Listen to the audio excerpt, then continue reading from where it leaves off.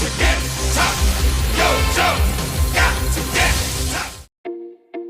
Today, the term action figure is commonly used to describe a posable modelization of a character, and more often than not, it's made of plastic. In the 1960s, Hasbro's G.I. Joe was the first brand to utilize this very term, coming to market as a military-themed 12-inch toy that you could accessorize with all sorts of combat equipment. The 1970s would see G.I. Joe move away from its military roots, journeying off into nature and being branded as an all-around adventurer.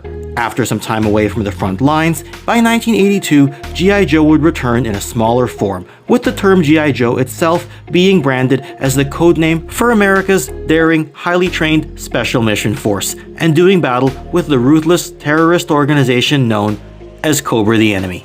G.I. Joe would see some epic high points during the 1980s with an endlessly broad range of characters and vehicles, not to mention the large playsets that would endure as the most desirable of collectible items for toy enthusiasts well into modern times. And while G.I. Joe is often considered as one of the key powerhouse toy franchises of the 1980s, it's still important to have that discussion about how the brand evolved into the 1990s. And that's because Hasbro, as a toy company, still had something to offer as the calendar turned from one time period to the next. It's a different decade, and in some ways it's also a bit of a new era for our favorite real American heroes. So let's have a look at what G.I. Joe did in the year of 1990. Let's begin.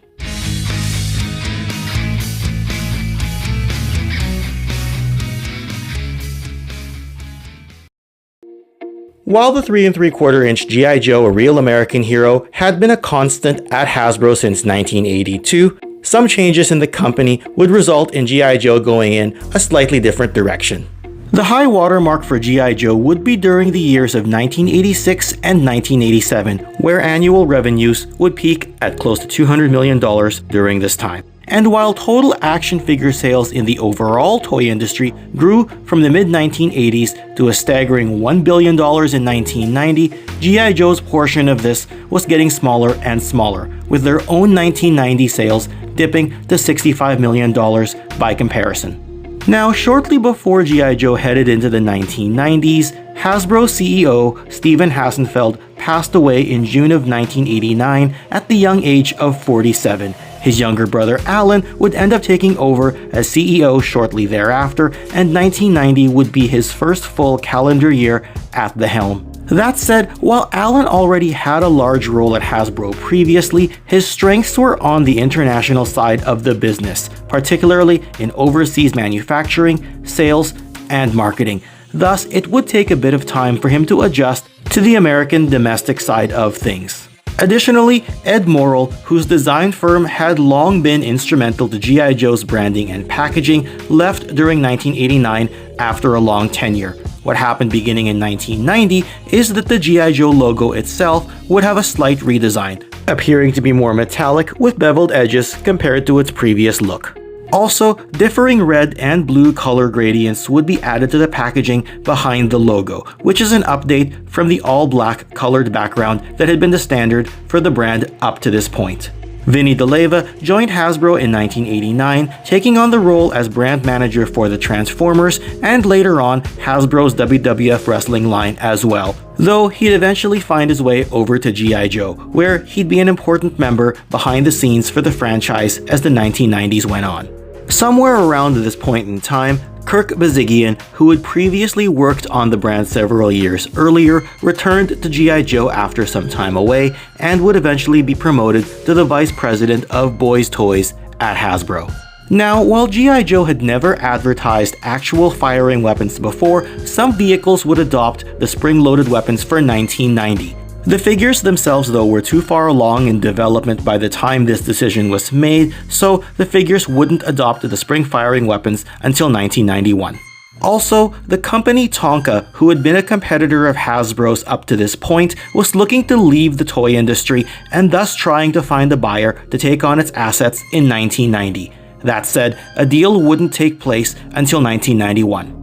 The majority of this information was obtained from sources such as the Art of G.I. Joe Omnibus that was published by 3D Joes, as well as the book Toy Wars by G. Wayne Miller.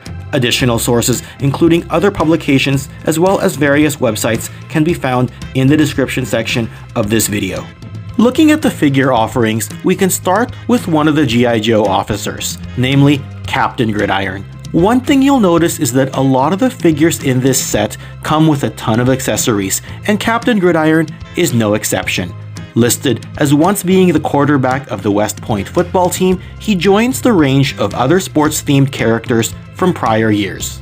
We have Ambush, a concealment specialist who is one of the figures that comes packed in with cloth goods. As a character, he's known for staying out of sight, which is a skill set that comes in handy for the Joes.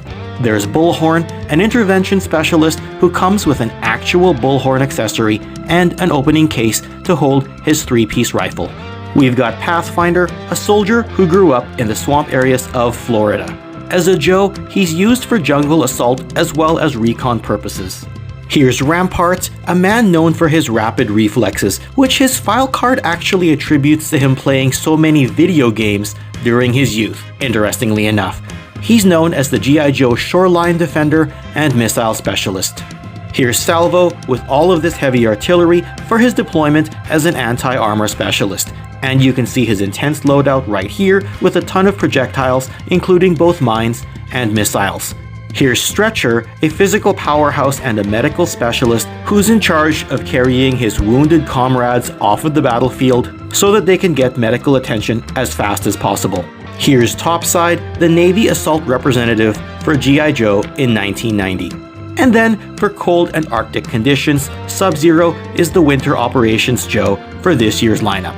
And as something of a unique release, we have Rapid Fire. Like Captain Gridiron, he's listed with a captain's rank, and the figure itself is basically a recolor of the 1988 Super Trooper mail-away figure. Rapid Fire's most standout trait as a toy, though, is that he came packed in with a VHS cassette, featuring the episode titled Revenge of the Pharaohs that was part of the animated series by Deke Enterprises. And then there's Freefall, the team's paratrooper. Interestingly, Freefall was not actually included as part of the heroic sub-team introduced this year, even if it might have made sense thematically. And that grouping would be the aerial specializing Sky Patrol. For this team, there's Airborne, the Sky Patrol Parachute Assembler. Of note, this Airborne's file card name is listed as Robert 6, and he hails from Wisconsin. This is notably different from that of 1983's Airborne, whose name is Franklin Talltree and whose birthplace is in Arizona. As such, they're considered as separate characters, albeit sharing the same codename. This team also includes Airwave, the Sky Patrol Audible Frequency Specialist. Altitude here is the group's Recon Scout. Drop Zone is the Sky Patrol Weapons Specialist. Static Line would be the team's Demolitions Expert, and finally, Skydive is listed as the Sky Patrol Leader, albeit his E8 rank is actually lower than that of Altitude's E9 rank. Sky Patrol's vehicles would feature a silver chrome redeco of existing vehicles from prior years. For example, the Sky Raven is a repurposed Cobra Night Raven from 1986. The Sky Havoc is an updated reuse of the original Havoc, also from 1986. The Sky Shark represents a third usage of this vehicle, which had been released as the original Shark of 1984 and later on as the Night Force's Nightshade in 1988. And the Skyhawk reuses the design as well as the name from the 1984 Skyhawk, though this vehicle was also used in 1986 as part of the Dreadnought Air Assault set. The Avalanche was among the vehicles advertised with firing weapons, and its driver, Cold Front, joins Sub-Zero as yet another snow-themed Joe for this year. The Retaliator was the uniquely shaped ordnance-dropping rescue copter for the G.I. Joe side. Its pilot's updraft was yet another this year with the rank of Captain. And now we have the General, which was the large item for this year. It served as the mobile strike headquarters for our Joes. With a large cannon, tons of missiles, electronics, and a landing platform among other features, there was certainly a lot of play value with this behemoth of an item. And like the Cobra Terrordrome in 1986 before it, this one came with a smaller flying vehicle as well, namely the Locust helicopter, Its driver, Major Storm, was the senior ranking G.I. Joe for this year. And aside from being released with the General, the Locust got its own individual retail release as well, albeit this time in a brown color rather than green. Then, rounding out the heroic range of vehicles this year would be the attack jeep known as the Hammer, as well as the defense tank called the Mobile Battle Bunker. And standing opposite to the Joes, our villain side added a bunch of new items as well. Destro's Iron Grenadier ranks grew with the addition of Metalhead, and this was a character with a ton of firepower that would be the enemy side's anti-tank specialist. And then Destro got his own frogman with Undertow, an aquatic army builder who can apparently swim his way through anything. As for the rest of the villain side, the Cobra Saw Viper came with his oversized heavy machine gun. And in the Marvel comic, the Saw Viper, known as Robert Skelton, was responsible for the death of several of our Joes. The Cobra Army Builder ranks also grew with the addition of a laser trooper known as the Laser Viper, as well as the camouflaged mountain trooper known as the Rock Viper. Cobra also added some hand-to-hand ninja reinforcements with the Night Creeper. And for operating in wilderness conditions, Cobra also had the Range Vipers inserted into their ranks. For vehicles, the Cobra Hammerhead was a neat submersible sea tank that could separate and deploy multiple smaller vehicles, thus giving it a ton of play value for children.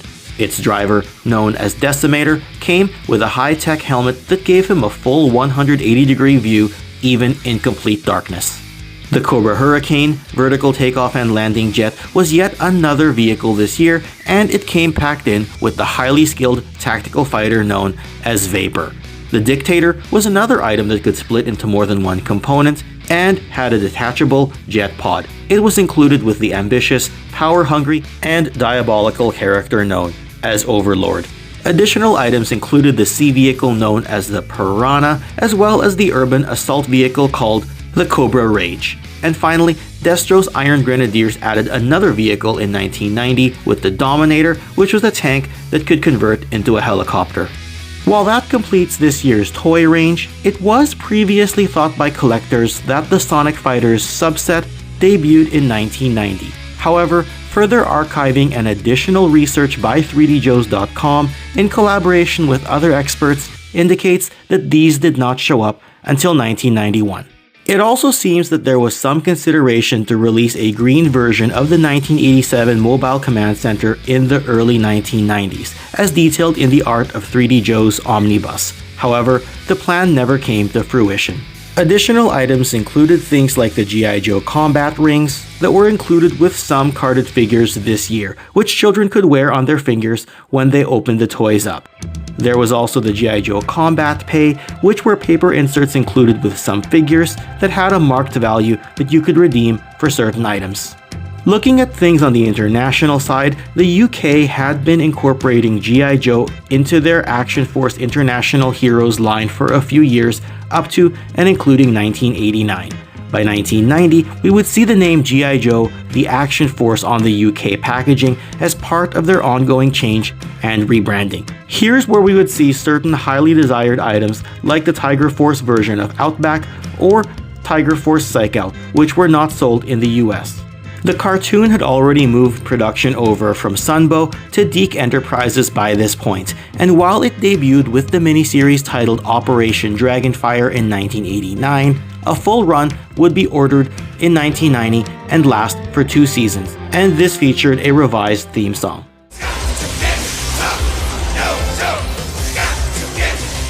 However, with shifting television standards at the time, the show was a bit softer in tone and not as well liked by long-term fans. The comics by Larry Hama would hit some milestones this year, what with the return of Cobra Commander, as well as reaching its 100th issue.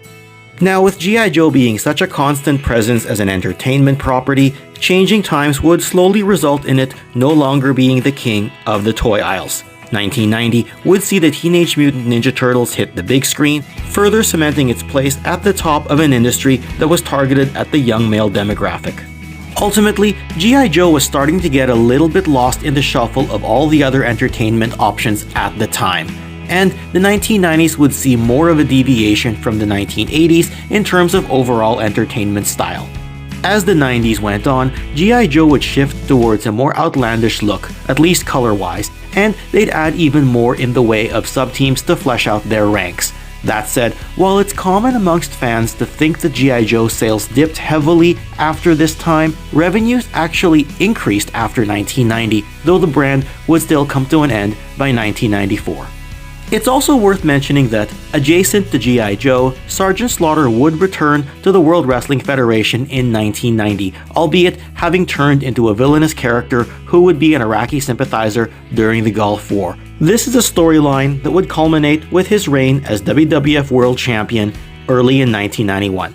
All in all, the year of G.I. Joe in 1990 can be remembered as one where a lot of new characters would debut in the range, as we didn't really get any updated versions of prior characters like we were used to getting by this time. Thus, it was quite the expansion of ranks for both our heroes and villains. As such, it's always worth a discussion to go back and see what stood out, and to revisit the options that children had during this vintage time in toy history.